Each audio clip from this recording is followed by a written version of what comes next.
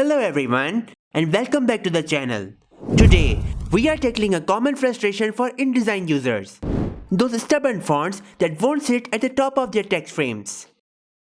Fonts like Anemone Demo can be real troublemakers. No matter how much you adjust, they seem to have a mind of their own. But fear not, because I've got a simple yet powerful solution for you.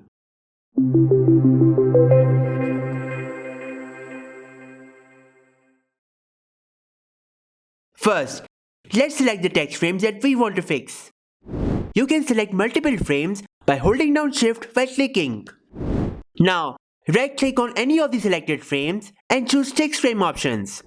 Shortcut key is Ctrl B. In the Text Frame Options dialog box, navigate to the Baseline Options tab.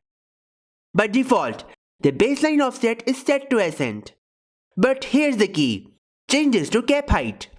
Click OK to apply the changes. And voila! Your text should now align perfectly at the top of the frame. Now, once I double click on this handle, it aligns precisely at the bottom of the text. This simple adjustment can save you a ton of time and frustration, especially when working with multiple text frames or complex layouts. This is just one of many helpful tips and tricks you can use to streamline your InDesign workflow.